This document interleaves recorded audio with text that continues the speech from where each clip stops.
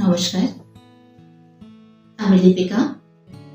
আপনাদের সবার আশীর্বাদে আমার স্মৃতির ভান্ডারে আপনাদের জন্য আরো একটি নতুন কবিতা সংযোগ করার সুযোগ পেয়েছি।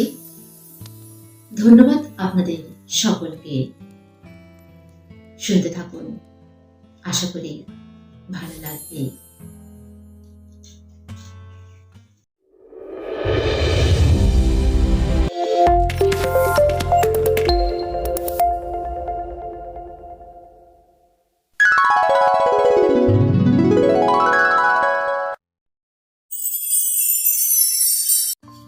তোমার মনে আছে, আমাদের বিয়ের পর তুমি একটিবারের জন্য আমাকে চোখের আড়াল করতে চাইতে না।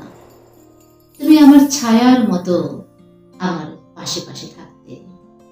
কতদিন আমি নিজ হাতে খাইনি, আমার কষ্ট হবে ভেবে তুমি সব কাজ নিজ হাতে করতে। এখনো তুমি তেমনই আছো, কাজের ঝামেলায় পেরে ওঠো না হয়তো, কিন্তু তোমার চোখ থাকে আমার দিকে। অনেক ঝুট ঝামেলার মধ্যে ভালোবাসার কথা বলা হয়ে ওঠে না, হয় না ভালো করে চোখে চোখ রেখে কথা বলা। কিন্তু একটু দেরি হলে তোমার ফোন চলে আসে। প্রশ্ন একটাই, ওই তুমি?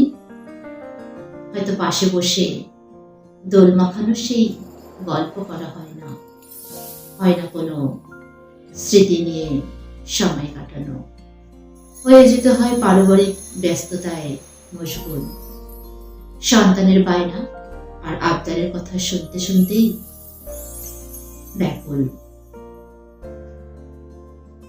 তখন কি আমরা যখন বুড়ো হব, তখন কি এমনি করে দিন কাটাবে? যখন বয়সের ভারে দুজনে নুয়ে পড়ব, পারবে কি আমার মুখে ভাত তুলে দিতে? তোমার শক্ত হাত দুটি দিয়ে আমার হাত কি ধরতে পারবে? পারবো কি দুজন দুজনের যত্ন নিতে? আমার পা দুটো দিয়ে পারবো তোমার কাছে হেঁটে যেতে? নাকি নাকি রইব পড়ে ঘরের কোণে, যে যেখানে আলতো ছয় কোকটানো চামড়ায় পরশ বোনানো। অসুস্থ হলে সেবা করে ভালো করার জন্য আপ্রাণ চেষ্টা। তোমার দুর্বল পায়ের সাথে কি আমাকে নিতে পারবে? নাকি নাকি তোমার কষ্টগুলো তাকিয়ে তাকিয়ে দেখবো আমি যখন বুড়ো হব?